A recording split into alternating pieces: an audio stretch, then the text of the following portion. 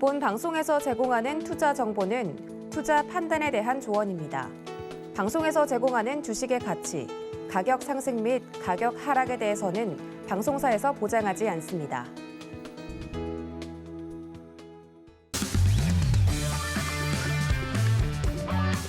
안녕하세요. 해외 시장 소식을 가장 빠르게 만나보는 시간, 해외 선물 신세계 리턴즈의 손자입니다.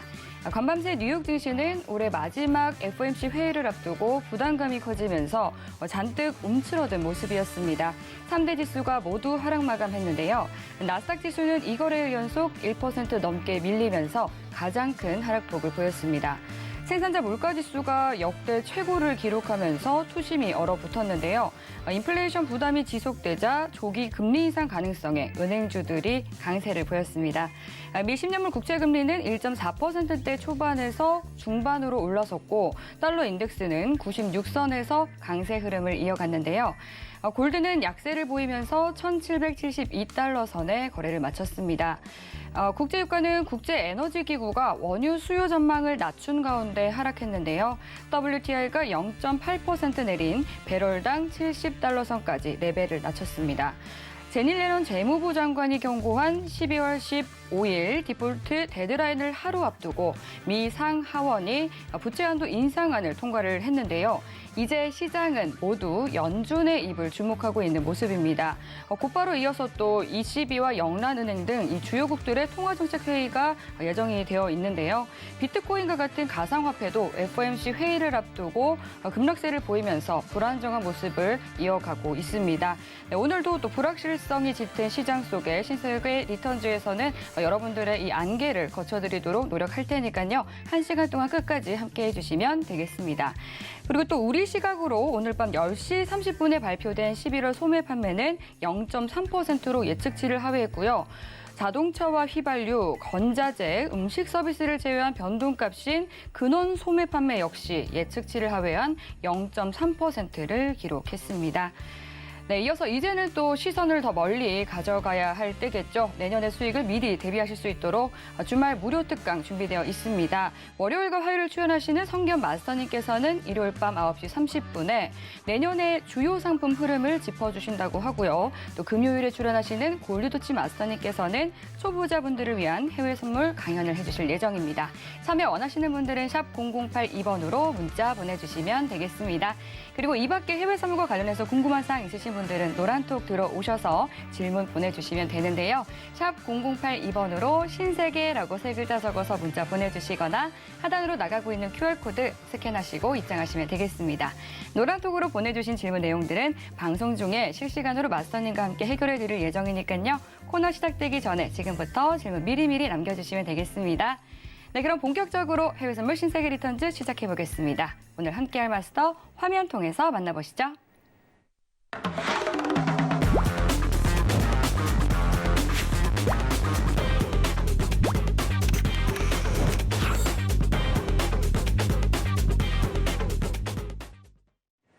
네, 수요일과 목요일은 해왕 마스터님과 함께하죠. 인사드려보겠습니다. 반갑습니다. 네, 시청자분들께 인사 한 말씀 해주시죠. 네, 안녕하세요. 해왕입니다. 드디어 기대하고 고대하던 FOMC 회의를 앞두고 있습니다. 지금 미국 시장 상황에서 좀 중요한 요인이 굉장히 많이 발견됐는데 오늘 1시간 동안 여러분들이 과연 FOMC 회의 이후에 어떤 증시에 대한 방향을 가리킬 수 있을까? 이게 가장 걱정거리일 거예요. 시장에 대한 큰 변화가 지금부터 드러날 가능성이 일단은 점쳐집니다. 오히려 이제 미증시에 대한 이제 추가적인 낙폭 분위기라고 한번 표현할 수 있을 것 같은데 그 이유에 대해서 오늘 1시간 동안 자세하게 펼치도록 하겠습니다. 1시간 동안 잘 부탁드립니다. 네, 연준의 올해 마지막 FOMC 발표가 또 동부 표준시 오후 2시 30분, 또 우리 시각으로는 오늘 새벽 4시 30분에 나올 예정입니다. 오늘도 해왕 마스터님의 이 날카로운 분석과 함께 또 오늘 시장 보는 눈 키워보시기 바라겠습니다. 지금 현지 시각 오후 10시 59분 지나가고 있는데요. 먼저 오늘의 이슈부터 체크해 보시죠. 나스닥은 생산자 물가지수가 사상 최고치를 경신하면서 인플레이션 우려가 재부각됐습니다. 골드는 미 연준의 매파적 행보 강화 우려가 커지면서 하락해 2주 들어 최저치를 기록했습니다. 오일은 오미크론의 빠른 확산 속에 IEA의 석유 수요 감소 가능성 예상에 하락하고 있습니다. 유로 FX는 IMF가 영란은행의 완화적 통화 정책 종료를 촉구했습니다.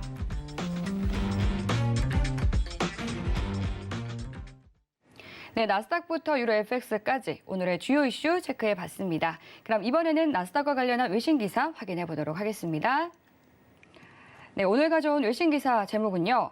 The Federal Reserve is expected to take a very big step toward its first rate hike라는 제목인데요. 미 연준이 내년 첫 금리 인상의 길을 열어둘 것이라고 합니다. 이에 대해서 좀 보폭이 커질지에 대한 내용인데 현지 시간 14일 보도가 된 CNBC 기사에 따르면요. 미 연준은 이번 FOMC 회의에서 극적인 정책 변화를 발표하면서 내년 첫 금리 인상을 위한 길을 열어줄 것으로 예상이 되고 있습니다. 시장은 연준이 테이퍼링 종료를 6월에서 3월로 앞당길 것으로 보고 있는데 그 이후 금리 인상에 나설 수 있으며 연준 위원들은 2022년에 2에서 3회, 2023년에 3에서 4회 금리 인상을 보여주는 새로운 점도표를 발표할 것으로 예상되고 있습니다. 이번 회의 후 연준은 인플레이션이 더 이상 일시적인 문제가 아니며 경제에 더 큰 위협이 될 수 있음을 인정해야 한다라고 CNBC는 전했는데요. 11월 소비자 물가지수는 6.8%대로 역대 최고치로 상승했고 12월에도 다시 또 오를 수 있기 때문입니다. 블랙락의 CIO는 연준이 2022년에 2번, 또 2023년에는 서너 번가량 인상할 수 있다라고 말하면서 경제 지표가 그 시점을 결정할 것이며 연준은 특정 분기에 시작해야 한다는 기준은 없을 것이다라고 전했는데요. 또 다른 경제학자는 금리 인상을 정당화하기 위해서는 FOMC 회의 결과가 상당히 갑작스러워야 할 것이다 라면서 파월 의장은 더 높은 인플레이션과 오미크론 변이 등 연준이 신중한 태도를 유지해야 하는 이유에 대해서 설명할 것으로 내다봤습니다. 시장에 대한 큰 와일드 카드는 대차 대조표에 대해서 연준이 언급하는 것이다라고 CNBC가 전했는데요. 코로나19 이전 대차 대조표는 2020년 1월에는 4조 1천억 달러였지만 현재는 8조 7천억 달러로 불어난 상황입니다. 파월 의장이 대차 대조표에 대해서 축소 발언을 내놓게 된다면 시장에 충격이 있을 수 있고 때때로 이는 금리 인상보다도 시장에 더 큰 충격을 불러올 수 있다고 하는데요. 골드만삭스 경제학자들은 2023년 1분기에 네 번째 금리 인상이 있을 것으로 예상하고 있고 그 무렵부터 대차 대조표에 대한 영향력이 드러날 것으로 보고 있는 상황입니다. 다이앤 스링크 경제학자는 연준이 이번 회의에서 대차 대조표에 대해서 논의를 하겠지만 조치는 취하지 않을 것으로 전했습니다. 라는 내용의 기사였습니다. 그리고 또 CNBC가 경제 전문가들을 대상으로 한 조사 결과에 따르면요. 미 연준이 내년 3월까지 테이퍼링을 종료하고 6월에 금리 인상을 나설 것이라는 의견이 우세했다라고 하는데 우선 마스터님과 함께 시장 이야기 좀 더 자세하게 나눠보도록 하겠습니다. 마스터님께서는 이번 FOMC 회의의 관전 포인트 좀 어떻게 예상하시나요? 네, 일단은 사실상 기정화 사실이 된 부분이 굉장히 커요. 화면 보면서 제가 좀 얘기 드리도록 하겠습니다. 네. 네, 굉장히 간단하죠. 사실 지난주부터 좀 풀었던 내용이기 때문에 네. 테이퍼링에 대한 가속화 논의, 사실 이게 키포인트죠. 네. 자, 테이퍼링에 대한 가속화 논의는 한마디로 표현을 하자면은 채권 매입 속도를 좀 더 축소 속도죠. 채권 매입 축소 속도를 더 크게 진행한다는 거. 기존 150억 달러에서 300억 달러로. 근데 이 부분이 의미하는 바는 물가가 너무 높기 때문에 이 부분을 진행을 하는 겁니다. 그럼 시장에서 과연 포커스를 담기는 의미는 지금 어떻게 변화가 될까요? 테이퍼링에 대한 빠른 종료는 곧 빠른 금리 인상입니다. 여러분들. 지금 시장에 대해서 300억 규모로 채권 매입 축소 속도를 늘린다면 내년 5월부터 기준금리 인상 확률이 엄청나게 높아진 상황이에요. 지금 시장에서 어떤 이제 확률적인 분포를 따진다면은 5월 이후 금리 인상 가능성이 80%에 좀 육박하고 있는 상황입니다. 그리고 이미 시장에는 이 재료가 다 나온 상황이에요. 지금 당장 어떤 달러 값이라든가 이 부분에서 변화를 이룬다고 하더라도 시장에 대한 큰 변화가 이루어질 가능성은 굉장히 낮다. 이렇게 평가를 하고 있어요. 자, 그러면은 지금 하나씩 보면서 좀 보도록 하겠습니다. 네. 회의에 대한 정리부터 좀 들어가도록 하죠. 어쨌든 중요한 거는 내일 정확하게 이제 새벽 시간대죠. 그래서 저희 바로 몇 시간 뒤에 FOMC 회의가 열리겠지만 네. 키포인트는 아마 이쪽으로 몰릴 겁니다. 그죠? 그리고 물가에 대한 자세한 연준의 표현력이 나오겠죠. 회의를 딱 열고 성명서 발표가 들어갑니다. 성명서 발표 뒤에 기자회견이 들어가요. 파월이 직접적으로 대답을 합니다. 근데 워낙 두리뭉실을 하기 때문에 이제 어떻게든 회피성 발언을 굉장히 펼칠 가능성이 높아요.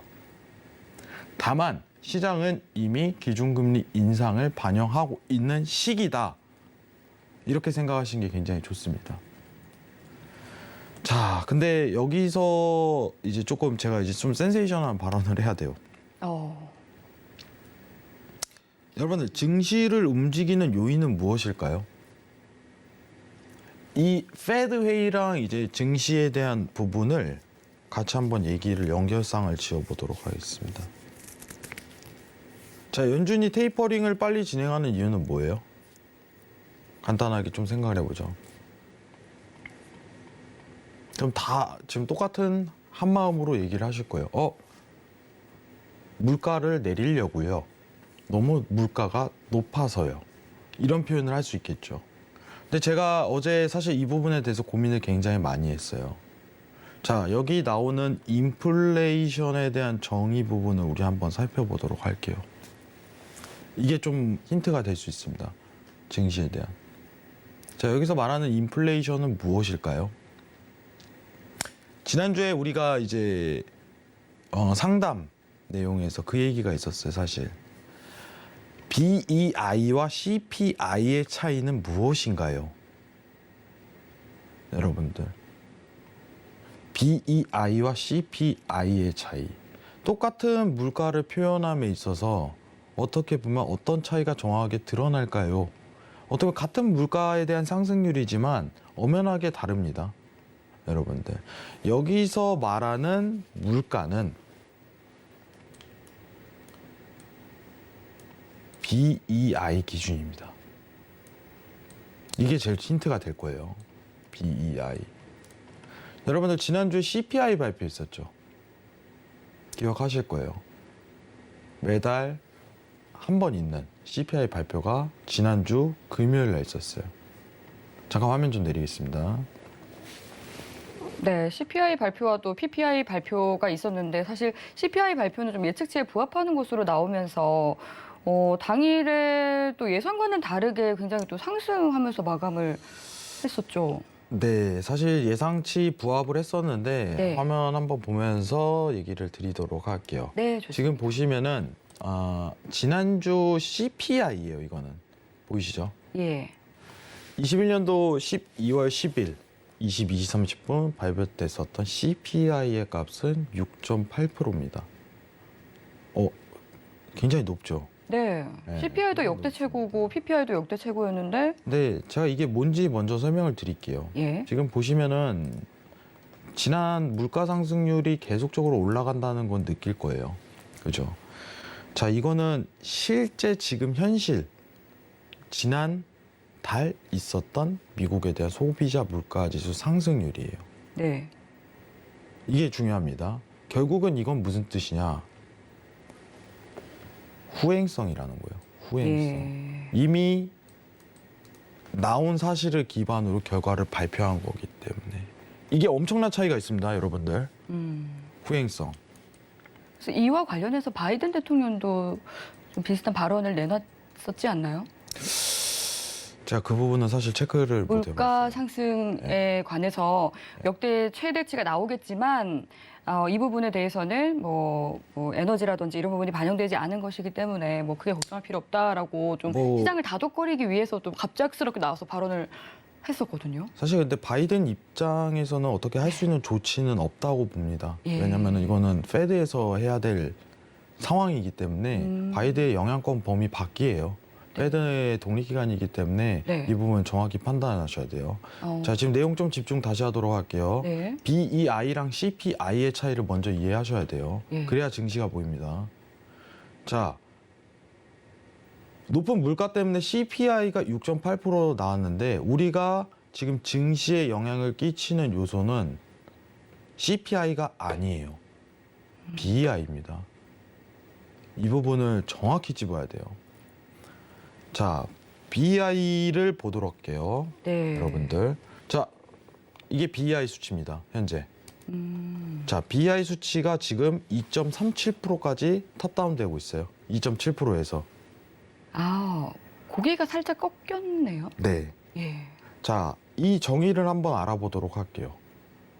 정의를. 자, 화면 잠깐 내리도록 하겠습니다. 자, 사실 네. 네, 바로 보도록 할게요. 아, 좋습니다.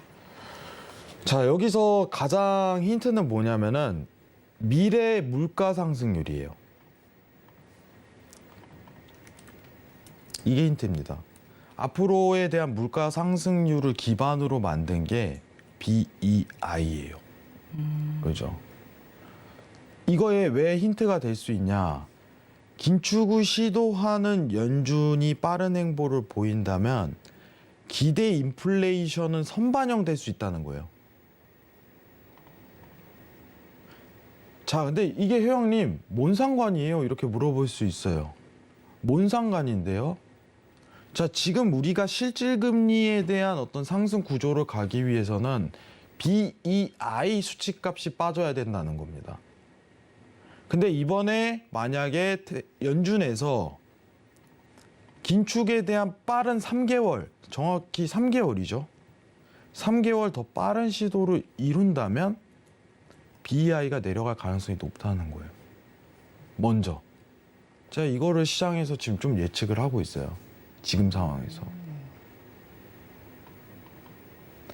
자, 정확하게 아까는 후행성이라고 얘기했죠. 네. 이건 선행입니다. 선행 지표. 그렇기 때문에 실질적으로 긴축을 시도하기 전에 BEI는 먼저 빠질 수 있다는 거예요. CPI보다.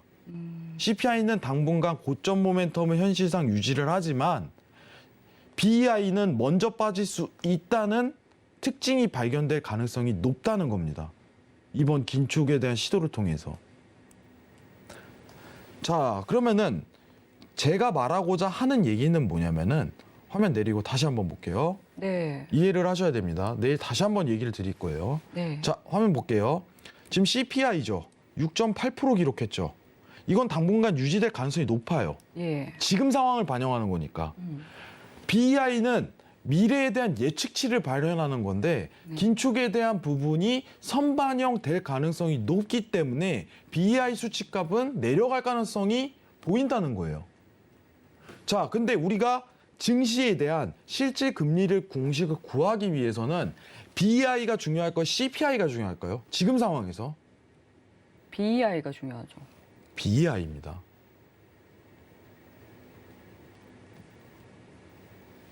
그러면은 이번에 긴축을 들어간다면은 물가에 대한 BEI 수치값은 조정이 들어갈 가능성이 심화된다는 겁니다.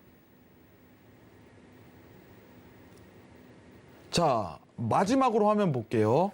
여러분들. 자, 지금 BEI입니다.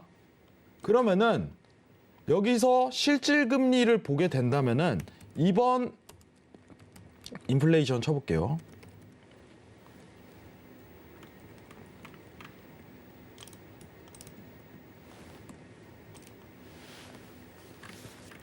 자, 지금 보시면은 인플레이션 이게 실질금리예요.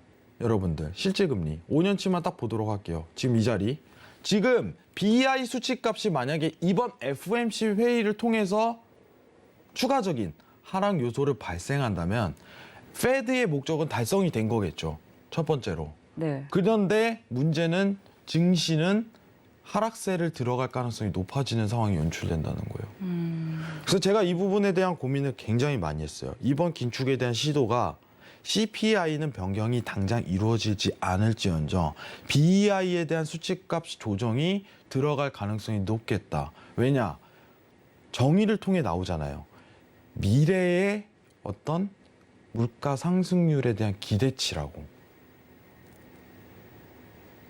긴축에 대한 의미가 담겨 있는 이번 페드 회의가 3개월 더 당겨진다면 이 BEI에 대한 수치값은 먼저 선반영이 되고 실질금리 상승을 유지하면서 증시 추가적인 조정 모멘텀의 발현 가능성이 있겠다. 이 부분이 중점이에요. 네. 제가 그래서 이번 한 주 동안 사실 이 부분에 대해서 고민을 굉장히 많이 했어요. 증시에 대한 트레이딩을 안 하면서 생각을 한 건데 어떤 근거론을 좀 어떻게 내밀면서 증시에 대한 변화를 측정하는 게 사실이겠죠. 그게 중요하겠죠. 근데 여러분들 헷갈리실 거예요. CPI랑 BEI를 해왕은 매일 보라고 하는데 CPI는 발표 떴는데 좀 다른 방향성을 띠고 있으니까. 지금 최근에 BEI가 떨어진 게 사실 빠른 긴축에 대한 시도를 들어가는 상황이 또 여건이 마련되다 보니 근데 만약 그게 실현된다면 실제로 더 빠른 BEI 수치값이 하락할 가능성이 높다. 그럼 물가에 어떤 시장에 대한 조정 가능성이 심화가 되는 거죠. 이번 페드 회의를 통해서. 네. 재밌죠? 어우. 굉장히 재밌네요. 그러니까 어디서도 들어보지 못한 얘기이기 때문에 또 시청자분들께서 굉장히 또 귀가 쫑긋해지는 시간일 것 같습니다.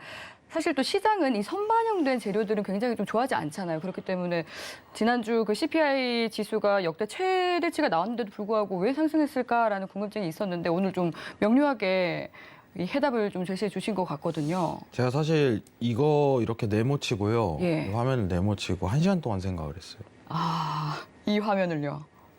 네. 네. 이거를 1시간 동안 미래의 물가 상승률 이 부분을 1시간을 고민을 했습니다. 과거 모멘텀에 대한 발생 자체를 계속 생각을 하면서 네. 네, 여러분들이 지금 제일 이해를 하셔야 되는 게 예. 저는 이 단어 같아요.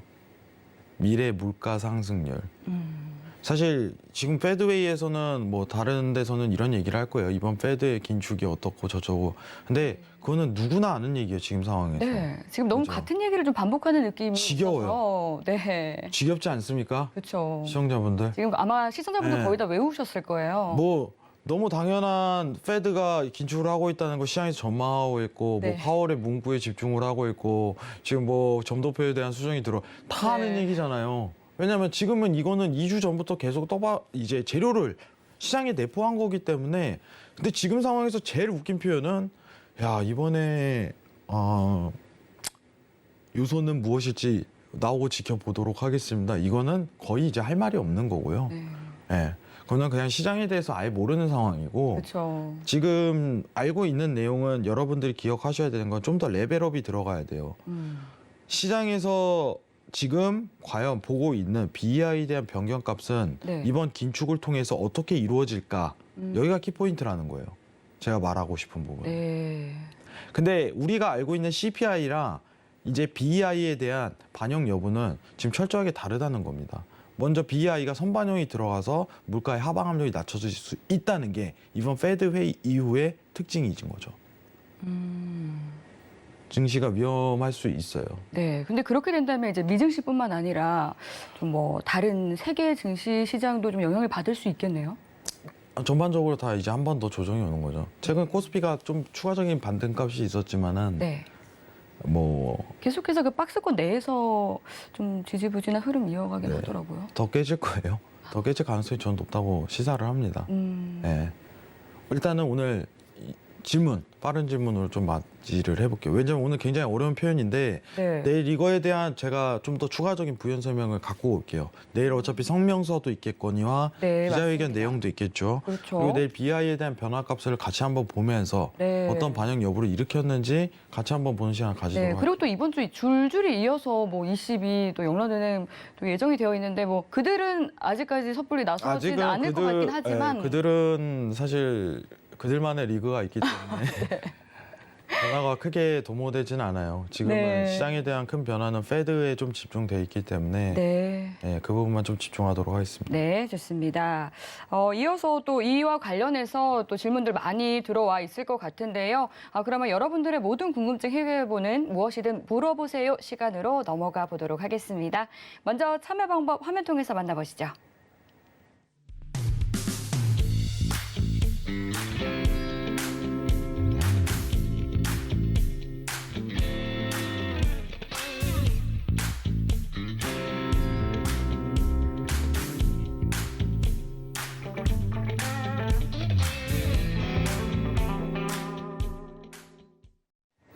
네, 제가 잠깐 질문을 봤는데 아니나 다를까 또 이 FOMC 회의에 관련해서 바로 질문 들어와 있네요. 스탕리치님께서 보내주신 첫 번째 질문 만나보겠습니다. 오늘 밤 FOMC에서 테이퍼링을 150억 달러에서 300억 달러로 추진할 것이 예상이 되는데요. 나스닥의 흐름과 우리 시장의 흐름을 어떻게 예상하시는지요? 라고 질문 보내주셨어요.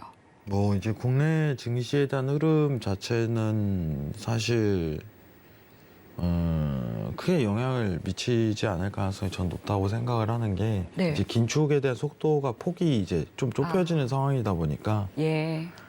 오히려 그러면은 이제 좀 지금은 이제 앞으로는 지금부터에 대한 방향성은 사실 여러분들 좀 재밌어요. 여태까지 디커플링이었잖아요. 네. 이제부터는 좀 커플링을 이룰 가능성이 높아요. 이제 방향성이 같아졌기 때문이죠. 네. 굉장히 같은 속도를 내기 때문에 테이퍼링이라는 전제가 있었는데 더 당겨졌다는 의미는 네. 커플링에 대한 전제하가 깔리는 겁니다. 그럼 앞으로 미증시의 흐름이 굉장히 국내 증시에 굉장히 중요한 요소가 될 가능성이 높아요. 코스피가 최근에 미증시와 디커플링을 이루었던 건 독단적인 한국은행에 대한 행보가 있었는데 네. 한국은행이 금리를 팍팍팍 올릴 수는 없잖아요. 그렇죠. 지금 미국에서 내년도 금리 인상에 대한 계획을 가지는 게 세 차례 인상이거든요. 한국은 그만큼 따라갈 수는 없어요. 미리 선반영을 했기 때문에. 그럼 앞으로는 커플링에 대한 의미 자체가 굉장히 심화될 것이다라는 게 제 포커스예요, 사실. 네. 근데 중요한 거는 앞으로 그럼 미증시가 어떻게 흐를 것인가라는 게 키포인트거든요. 예. 자, 그러면은 생각을 해봅시다.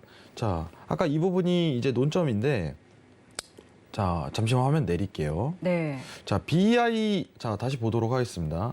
자, 지금 국채에 대한 변동률 자체는 사실 크게 심화되진 않은데, 지금 이제 돈이 회수 작업이 들어가는 거예요. 네. 이제 증시에 쏠렸던 돈이, 위험 자산에 쏠렸던 돈이 빠져나온 현상 자체가 심화될 가능성이 굉장히 높습니다. 이번 회의를 통해서. 저번에 증시가 10% 조정설이 내리고 나서 실제 10%가 들어갔죠. 네. 전 이게 한 번 더 올 수 있을 거라고 생각해요. 이번 회의를 통해서. 결과만 뭐 얘기 드린다면은, 오늘 FOMC 이후 나스닥의 흐름이 좋지 않게 들어갈 가능성이 일단은 예견이 좀 되는 바예요. 네. 제가 BEI에 대한 수치값에 대한 반영이 들어갔을 시, 아시겠죠? 오히려 더 탑다운되는 현상이 BI에서 들어가면 더 하락에 대한 폭을 지금 여기서 파란 선에서 키운다면 이런 얘기가 들어가는 거예요. 아시겠죠? 여기가 키포인트입니다. 근데 지금 제가 보고 있는 방향성은 더 내려갈 가능성이 시사가 된다는 거죠. 왜냐면 미래에 대한 반영이니까. 이 결론값을 이끌었어요, 사실. 이상입니다.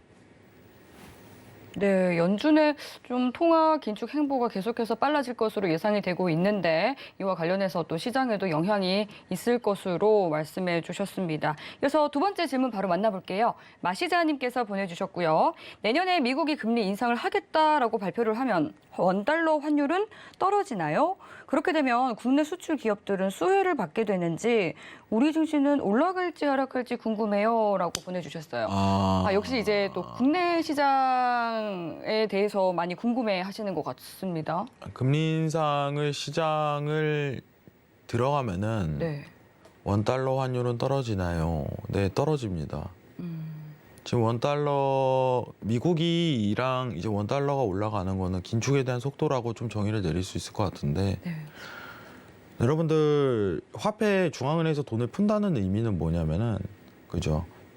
이제 만약에 한국 은행이 미국보다 더 어떻게 보면은 퍼센테이지 상대성으로 전체적인 부분에서 상대성을 더 많이 풀었다면 뭐 금액은 따라갈 수 없겠죠 당연히. 네. 예.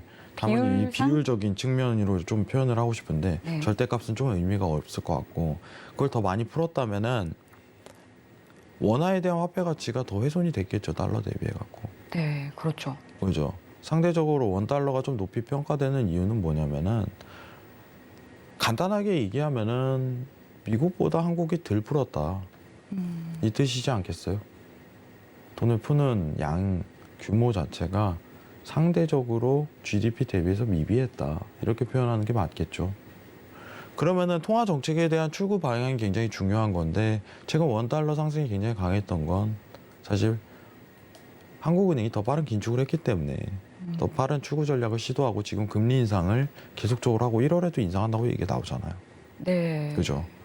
근데 제가 좀 궁금한 점이 미국이 금리 인상에 나서게 되면 우리 한국도 발맞춰서 금리 인상에 계속 좀 나가게 될까요?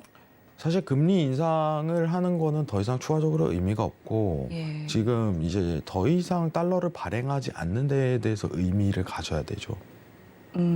그렇군요. 그죠? 지금 상황에서. 네. 자, 지금 상황에서 테이퍼링의 속도를 낸다는 거는 원달러의 하락을 의미합니다.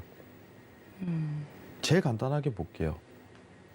지금부터는 이제 원달러 상승이 최고치를 찍었다라고서 판단하시는 게 좋아요. 네. 자, 화면 잠깐만 대기하도록 할게요.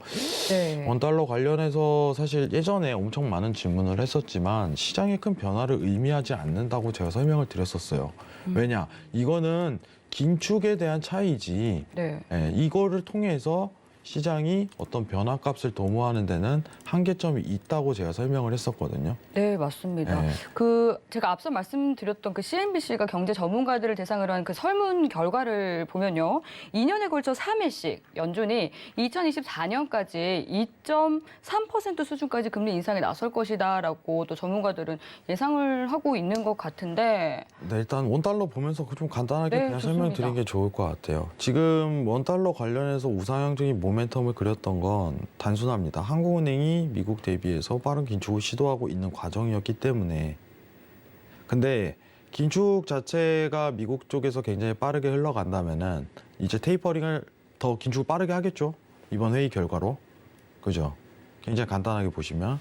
그러면은 지금 원달러에 대한 상황은 고점이 나왔다고 정의를 내리는 게 저는 맞을 것 같아요. 왜냐?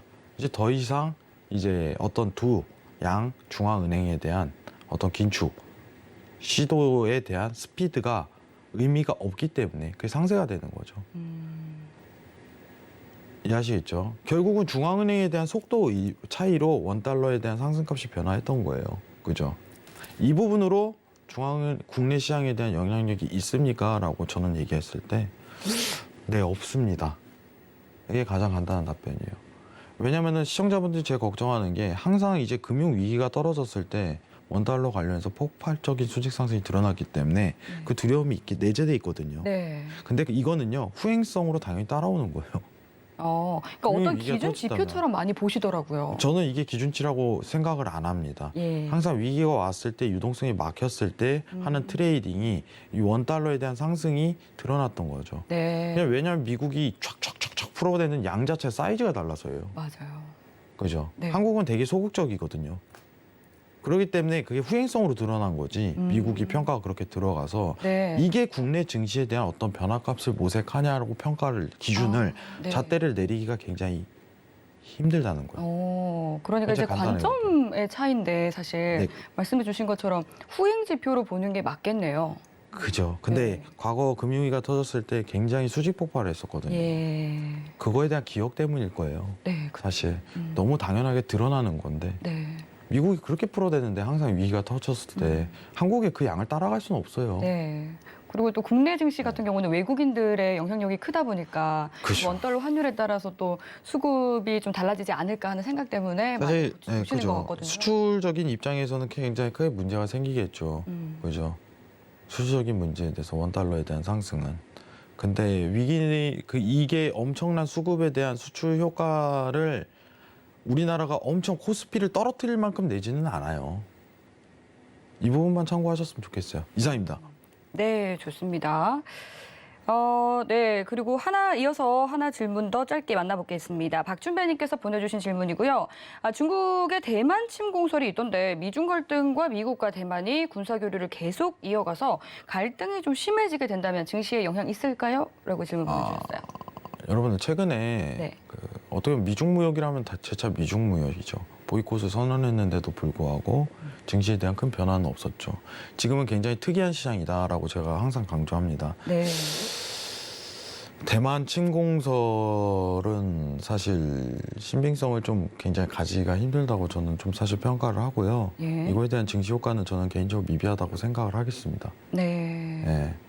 간단하게 얘기 드릴게요. 시간 관계상. 네. 오히려 이제 러시아, 우크라이나 쪽이 더 영향이 있을 것으로 내다보시나요?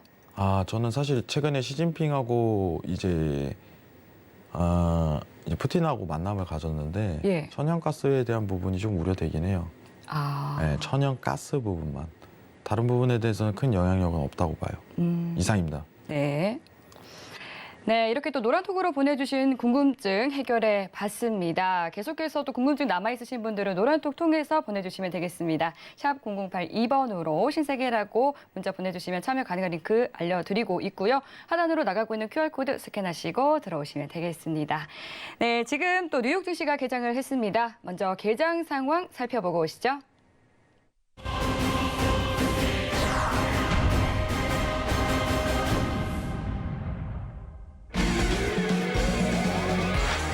조금 전 출발한 뉴욕 증시 3대 지수는 혼조세 보이고 있습니다.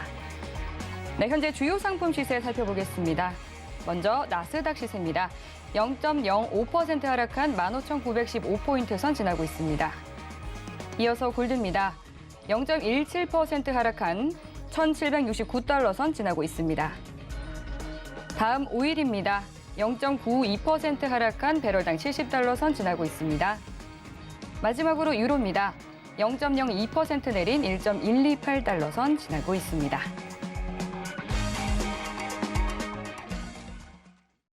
네, 개장 상황 살펴보고 오셨고요. 그럼 이어서 지금 현재 구간에서는 어떤 전략 가져가 보면 좋을지 각 상품별로 마스터님께 팻말 통해서 확인해 보도록 하겠습니다. 네, 먼저 나스닥은 어떤 전략 가져가 보면 좋을지 팻말 들어보도록 할게요. 준비해 주시고요. 들어보겠습니다. 하나, 둘, 셋. 역시나 관망이네요. 오늘같이 중요한 날은 관망이겠죠. 회의 전이니까. 네. 큰 유동성을 보이기 힘든 장래에서 지금 차트의 분석만 가지고 해결값을 보는 거는 좀 무의미하다고 생각을 합니다. 네. 개인적으로. 지금 하방 모멘텀에 대해서 추가 심화적인 과정이 들어갈 가능성은 사실 굉장히 높아요. 들어갈 가능성은. 이 부분은 우려를 하고 있습니다, 사실 제가. 다만 어떤 지금 매도에 대한 모멘텀이 아직까지는 더 살아있는 상황이다. 이 전제가 깔리는데 만약에 오늘 매도에 대한 좀 포커싱을 담고 싶다면 16,050포인트까지 올 때까지 좀 대기해야 돼요. 근데 이게 새벽 이후에 드러날 가능성이 높아요. FOMC 회의 이후. 그렇기 때문에 사실 차트 보는 것도 이제 한계점, 트레이딩 할 때 이제 좀 집중하는 시간이 굉장히 놓이는데 시간의 널리지가 굉장히 열린 만큼 차라리 내일부터 어떤 차트에 대한 변화를 보고서 측정하는 게 이상적이다. 이렇게 간단하게 정의 내려드릴게요. 네, 섣불리 시장에 좀 덤벼들기보다는 또 선행하기 하지 말고 또 시장이 어떻게 반응하는지 또 FOMC 회의 결과를 지켜보고 안전하게 투자해 보시는 것이 좋겠습니다. 그럼 이어서 5일 현재 구간에서는 어떤 대응 전략 가져가 보면 좋을지 팻말 통해서 확인해 보도록 하겠습니다. 준비해 주시고요.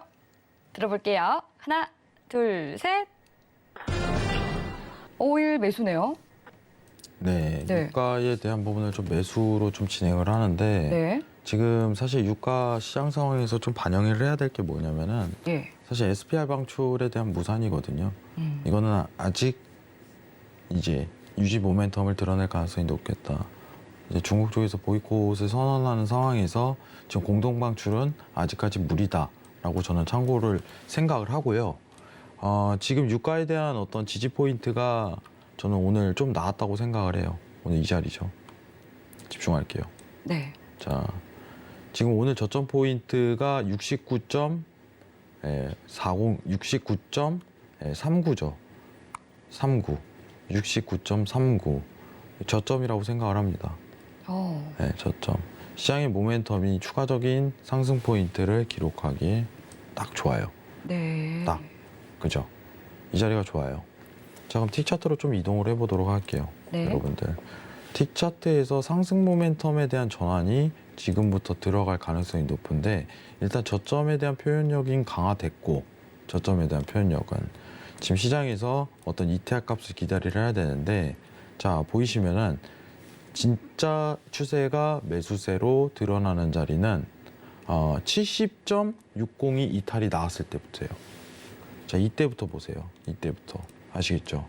이때부터 70.60 이탈할 때부터 지금 자리는 저점 모멘텀을 만들고 여기서 흔드는 자리예요. 이 구간 내에서 좀 70.60 이탈 뒤 매수 포인트 이렇게 보시는 게 제일 편합니다. 아시겠죠? 이상입니다. 네, 오일은 또 전략 비추교라는 이슈가 현재 있는 상황이기 때문에 좀 오늘 짚어드린 저점 자리를 잘 확인하시면서 트레이딩 이어가는 게 좋겠다라고 챙겨드렸습니다. 네, 그럼 이어서 또 골드보다 앞서서 또 유로 먼저 살펴보는 게 좋겠습니다. 유로는 현재 구간에서 어떤 대응 전략을 가져가 보면 좋을지 팻말 통해서 확인해 볼게요. 준비해 주시고요. 들어보겠습니다. 하나, 둘, 셋. 빠밤. 아, 유로 매도네요. 아, 저 죄송합니다. 변경하겠습니다. 매수. 네. 네. 지금 이 뭐 유럽 측에도 IMF가 영란은행의 완화적 통화 정책을 종료하고 촉구하기도 하고 계속해서 이런 매파적인 행동을 좀 촉구하는 목소리가 나오고 있는 것 같거든요.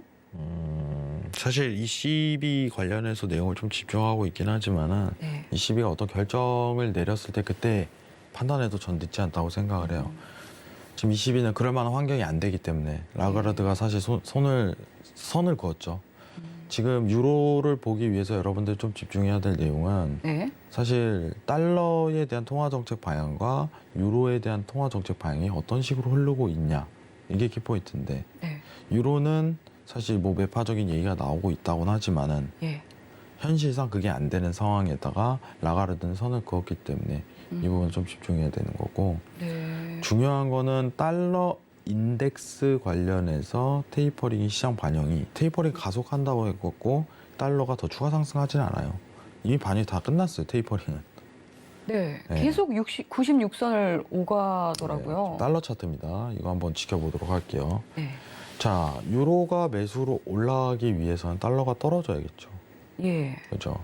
그러면 저는 고점 모멘텀이 나왔다는 전제 하에 다시 한 번 더 내려갈 거라고 생각을 해요. 달러는. 테이퍼링, 여러분들이 좋아하시고 많이 들으셨던 테이퍼링의 시장 반응은 여기서 여기까지입니다. 끝. 다 났어요. 네. 이거는 더 이상 시장 반영이 들어간다고 긴축을 한다고 해서 더 이상 달러 인덱스의 의미가 실어지지는 않는다는 거예요. 여러분들 이제는- 네. 네. 너도 알고 나도 알고 시장 참가자들이 다 알기 때문이죠. 그죠. 테이퍼링을 한다는 거는 그만큼 중앙은행에서 달러를 앞으로 덜 찍어내겠다는 소리고 네. 그거 자체가 이미 공표가 들어가는 상황이고 결정이 됐잖아요. 여기서 어느 누구도 미국이 채권 매입을 더 할 거야 라고 생각하는 사람은 없잖아요. 네. 달러를 더 찍어낼 거야 중앙은행에서. 이런 사람은 없단 말이죠. 그게 무슨 뜻이냐. 이건 결과값이 다 반영됐다고 판단하는 게 기준이에요. 예. 실제로 과거 모멘텀에서도 테이퍼링에 대한 공지를 하고 실제 발표 전까지 그때까지 어떤 그 특화된 화폐가 강세가 나왔었어요. 예. 그럼 지금 달러도 똑같은 거죠. 그럼 지금 상황에서 제일 볼 수 있는 모멘텀은 고점이 나왔다는 전제 하에서 박스권이에요. 그럼 지금 다시 한번 고점 인근에 붙었을 때 유로를 매수 보는 게 순서에 맞다는 겁니다. 아시겠죠? 이 가능성이 오히려 높아요. 어쨌든 지금 6월부터 제일 중요한 건 이거라고 봐요, 저는. 6월부터 11월 말까지 왔었던 달러에 대한 상승은 더 이상 없다. 아시겠죠? 더 이상 없답니다. 왜냐, 다 반영이 들어갔으니까. 아쉽죠? 그렇게 유로 매도 보자 했는데. 예, 그렇게 유로 매도 보자고 이번 강조 또 강조해 주셨죠. 신세계의 어떤 특화된 상품은 유로였다. 이렇게 얘기를 했었는데 네. 참 이런 거 보면은 좀 아쉽죠. 이제 다 지나고 차트를 봐버리니까. 그죠? 일봉상 이렇게 보면은 참 가슴이 아파요. 너무 이제 보이는 상황이었기 때문에 예. 이거는 가장 방향성 뚜렷한 상품이라고 말씀해 주셨잖아요. 그죠? 이거 제가 8월부터 좀 얘기를 했었죠. 네. 유로 매도 보시라고 아무것도 모르시겠으면은 그리고 그 근거에 대해서 굉장히 중요하게 생각을 했는데 제가 11월 말에 테이퍼링을 시작한다고 얘기를 했죠. 네. 그죠? 연준이 그렇게 실제 발표하고 네. 그래서 그 질문도 한번 왔었어요. 회장님 유로 매도 언제까지 봐요? 예, 맞아요. 실행 전까지요. 네. 딱 실행하니까 이제 저점 나오는 거예요.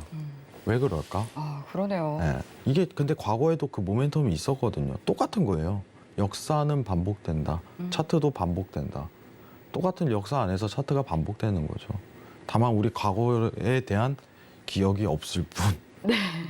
정보도 없을 뿐. 예. 그래서 제가 7월, 8월, 9월 계속적으로 힌트를 드렸던 거는 사실입니다. 왜냐?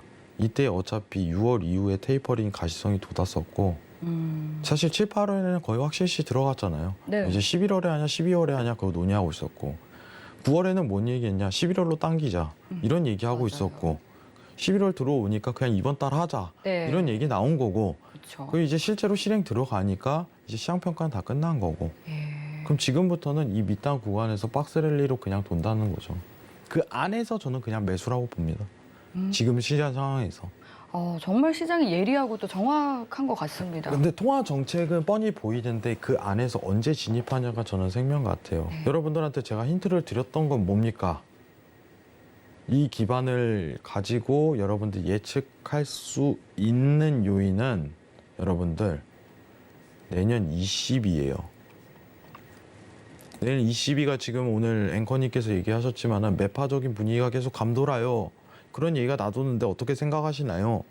네, 일단은 감도는 건 맞지만 실제로 22에서 어떤 정책에 대한 발표가 있으면 다른 종목은 다 볼 게 없어요. 또 유로 매수만 보시면 돼요. 그때 가서요. 22가 발표하면 언제 실행할 것이란 발표가 뜨겠죠. 가시성이 돋겠죠. 그럼 그때 유로 매수 보시면 돼요. 왜 그 간단한 어떤 시장 상황을 두고 어려운 종목을 할 필요가 없다는 거죠. 올해 사실 제일 보기 쉬운 차트는 이거였어요. 저는. 그냥 이 부분에만 따라갔으면 수익이 좀 많이 났을 가능성이 굉장히 높을 텐데 네. 여러분들 여기 정말 꾸준하게 한 방향으로 흘러가고 근데 그죠. 있네요. 이게 이런 거는 드물거든요. 네. 이런 거는. 정말 기회의 장이었다. 그죠. 그러니까 보이는 시장 상황이 놓이거든요. 네. 그러면 지금 회장님 지금 가장 좀 어떻게 보면 투자할 만한 좀 종목이 있을까? 네. 그죠? 있을까요? 있어요. 뭘까요? 구리죠. 아, 구리요? 왜냐? 네. 9일이는 아까 얘기했던 BI 수치값을 즉각 반영할 수 있거든요. 아, 그래요? 재화의 대표 산물이에요. 구리 차트 볼게요. 네, 구리 차트 좀 봐주시죠. 구리가 영어로 또 뭐죠? 마지막에 이 주인공이 등장했습니다. 아, 구리가 분명 영어로 말씀해 뭘까요? 주셨는데.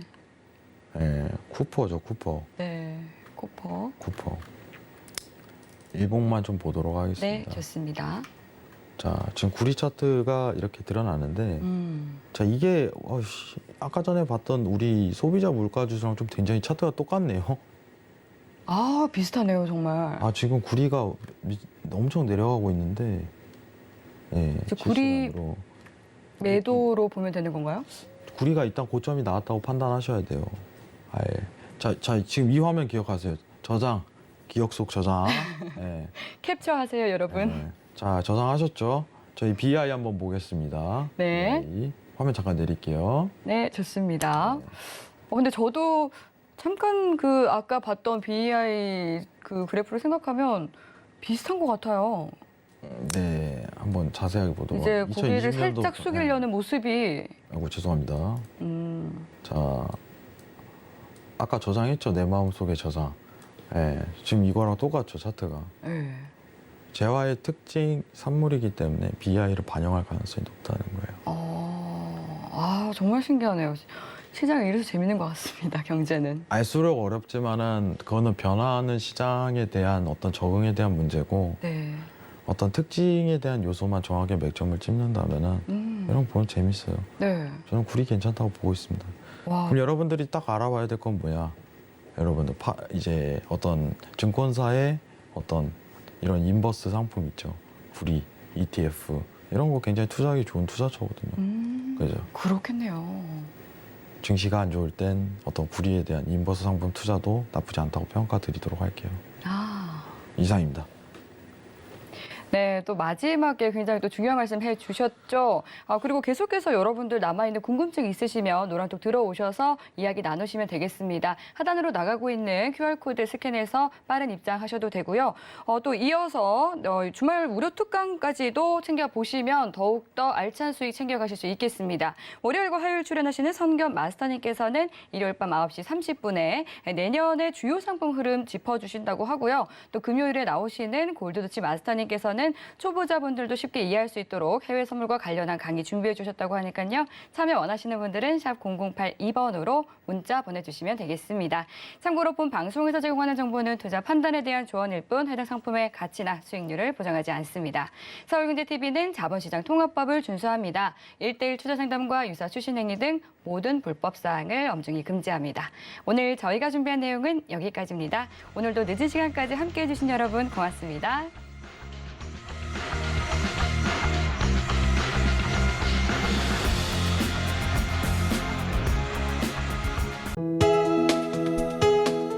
본 방송에서 제공하는 투자 정보는 투자 판단에 대한 조언입니다. 방송에서 제공하는 주식의 가치, 가격 상승 및 가격 하락에 대해서는 방송사에서 보장하지 않습니다.